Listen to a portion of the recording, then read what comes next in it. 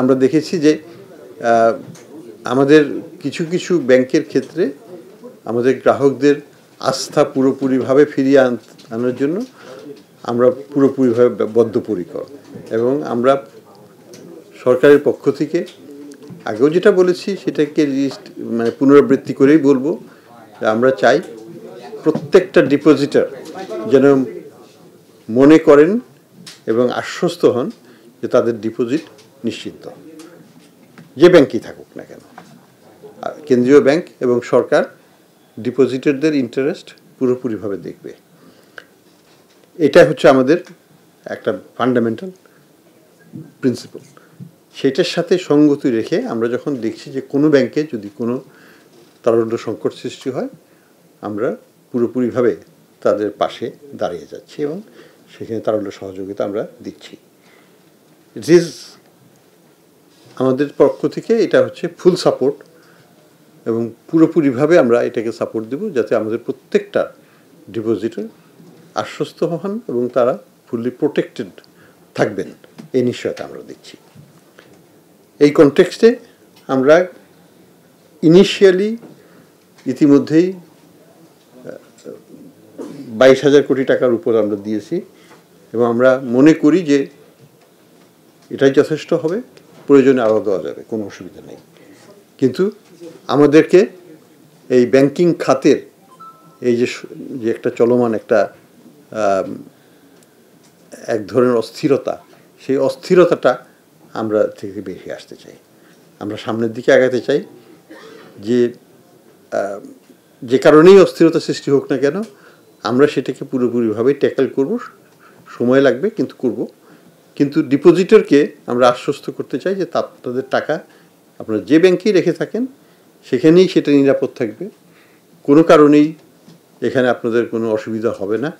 এবং আমরা আশা করব যে তারল্য সাপোর্ট দেওয়া হয়েছে তাতে ইতিমধ্যেই কিছু পজিটিভ ইম্প্যাক্ট হয়তো আপনারা শুনে থাকবেন গ্রাহকদের কাছ থেকে। আপনারা হয়তো ইতিমধ্যেই কোনো ব্যাংকে যেয়েও থাকতে পারেন, যদি নাও যান রবিবারে যাবেন, যে দেখবেন যে ব্যাংকের ব্রাঞ্চগুলোতে কী অবস্থা হয়।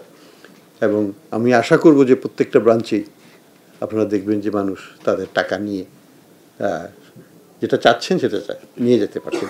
এই সাথে আমি আবার এটাও বলবো যে দেশের বা পৃথিবীর কোনো দেশেই ব্যাংকিং খাত টিকে থাকবে না যদি সব গ্রাহক এক হাতে টাকা তুলতে চায়। কোনো ব্যাংকের পক্ষেই কোনো দেশেই এটা টিকে থাকা সম্ভব না। কাজে আমি গ্রাহকদের বলবো আপনাদের টাকা নিরাপদ জায়গায় আছে, নিশ্চিন্তে থাকুন, এটা নিয়ে মাথা ব্যথা আমাদের, আমরা এটাকে সলভ করব, আপনারা নিশ্চিন্তে থাকুন, যা করার দরকার আমরা করব। আপনাদের অযথা টাকা তুলতে হবে না, যেটুকু প্রয়োজন সেটুকুই তুলবেন, এই মেসেজটা আপনাদের মাধ্যমে আমরা দিতে চাই। যেটুকু প্রয়োজন সেটুকুই যেন গ্রাহকরা তুলেন, তার অতিরিক্ত নয়। কারণ সবাই যায় যদি হুমড়ি খাই আমরা, তাহলে কোনো দেশেই কোনো ব্যাংকিং খাত কোনো দিনও টিকে থাকবে না। কাজে সেইখান থেকে আমাদের নিবৃত্ত থাকতে হবে অ্যাজ এ ডিপোজিটর। কিন্তু অ্যাসিওরেন্সটা হচ্ছে যে আমরা প্রত্যেকেই যারাই আমানত রেখেছি সেই আমানতের মর্যাদা আমরা দেব, আমরা সেখান থেকে পিছিয়ে যাব না। তো আপনারা আমাদের এখানে সব যারা ব্যাংকের যাদেরকে আমরা বিশেষভাবে সহায়তা দিয়েছি গত কয়েকদিন ধরে, ওনাদের চেয়ারম্যান সাহেবরা আছেন এখানে, ওনাদের সাথে আপনারাও প্রশ্ন করতে পারেন, আমাকেও প্রশ্ন করতে পারেন, আমাকে বলতে পারেন, যা ইচ্ছা আপনাদের জিজ্ঞেস করার ইচ্ছা সেটা আপনারা এক্সপ্রেস করেন। কিন্তু আমরা আবারও বলবো, আরেকটা জিনিস আমি একটু বলে রাখতে চাই যে আমি একটা কথা বলেছিলাম যে টাকা ছাপাবো না, সেখান থেকে আমি সাময়িকভাবে সরে আসছি কিন্তু পুরোপুরিভাবে নয়। আমরা এই টাকাটা আবার তুলে ফেলবো আমাদের বন্ড ইস্যু করার মাধ্যমে। আপনাদের কিছু পত্রপত্রিকায় উঠেছে যে বাংলাদেশ ব্যাংক বন্ড ছাড়ছে কেন। বন্ড ছাড়ার মূল কারণ হচ্ছে আমরা এক হাতে লিকুইডিটি সাপোর্ট দেব, আরেক হাতে লিকুইডিটি উইথড্র করবো।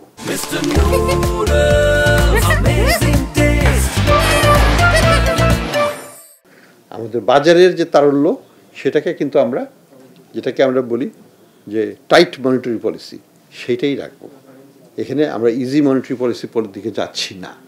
কাজে আমরা এক হাতে দেব, এই ব্যাংকের টাকা যদি এই ব্যাংকে থাকে তাহলে তো কোনো অসুবিধা নেই, এই ব্যাংকের টাকা যদি অন্য ব্যাংকে যায় তাহলে আমরা লিকুইডিটি, আমরা বন্ড ইস্যু করে সেই টাকাটা তুলে নিয়ে আসবো, যাতে সামগ্রিকভাবে অর্থনৈতিক ভারসাম্যটা থাকে, লিকুইডিটিটা ঠিক থাকে, আমাদের যে মূল্যস্ফীতিকে নিয়ন্ত্রণ রাখার জন্য যে আমাদের যে প্রচেষ্টা, সেটা থেকে কিন্তু আমরা পিছিয়ে যাচ্ছি না। কাজেই এটা কিন্তু টাকা ছাপানো বলবো, আবার অ্যাট দ্য সেম টাইম টাকাটাকে আমি কিন্তু নিয়েও আসবো। আমার মনিটারি পলিসি কিন্তু পুরোপুরিভাবে নিউট্রাল থাকবে, অর্থাৎ আগের মতোই টাইট থাকবে। ইট ইজ নট মানে সহজীকরণ হচ্ছে না এটার মাধ্যমে, এটাকে আমরা নিউট্রালাইজ করে ফেলবো আগামী কয়েক সপ্তাহের মধ্যে। এই টাকাটা আবার আমরা অন্য খান থেকে তুলে ফেলবো, কিন্তু এই গ্রাহকদেরও কোনো অসুবিধা হবে না, বাজারকেও আমরা অস্থিতিশীল করবো না, আমরা সুন্দরভাবে এটাকে ম্যানেজ করার চেষ্টা করবো এবং করবো ইনশাল্লাহ। এখন আপনাদের প্রশ্ন থাকবে। যে টাকার কথা বললেন, আজকে পর্যন্ত আপনি কত টাকা ছাপিয়ে দিয়েছেন, কয়টি ব্যাংকে দিয়েছেন? 22,000 কোটি টাকা বললেন, 22,000 কোটি টাকা কি নতুন টাকা ছাপিয়ে, মানে বাংলাদেশ ব্যাংক থেকে কি 22,000 কোটি টাকা ব্যাংকগুলোকে না, এইভাবে তো আর ছাপিয়ে তো আর টাকা দেওয়া হয় না।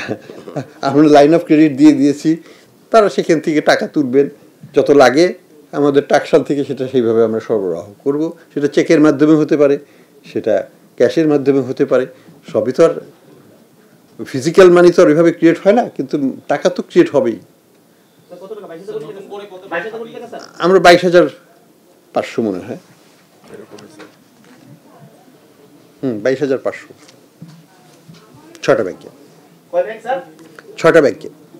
হ্যালো, জি, আমার নাম জেমুনেসা আলো, আমি আছি বিজনেস স্ট্যান্ডার্ডে। স্যার, আমি জাস্ট একটু বুঝতে চাই, সেটা হলো আপনি যে পদ্ধতিতে এখন যাচ্ছেন, সেই পদ্ধতিটি আগের সরকারের সময়ে যেভাবে দেওয়া হয়েছিল, সেখান থেকে আপনার প্রসেসের তফাৎ কি?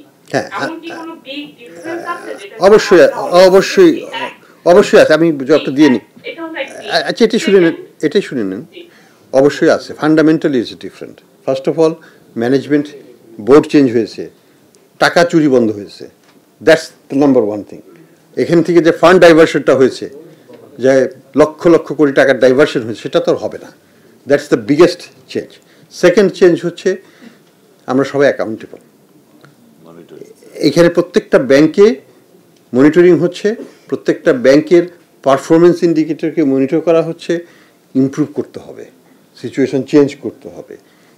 আগে যেটা ছিল যে মানে অনেকটা বাবার কাছে ললিপপ চাওয়ার মতো, চাচ্ছে দিচ্ছি, কিন্তু কোনো অ্যাকাউন্টেবিলিটি তো ছিল না, কোনো উন্নতি কি হয়েছিল? ইসলামী ব্যাংকে যে হাজার হাজার কোটি টাকা, ইসলামী ব্যাংকেই তো 30,000 কোটি টাকার মতো দেওয়া হয়েছিল, কী লাভ হয়েছে? টাকাটা তো চলে গেছে হয়তো সিঙ্গাপুরে। তো সেই জিনিসটা তো হবে না। দ্যাটস দ্য ফান্ডামেন্টাল ডিফারেন্স এখানে, গভর্নেন্স।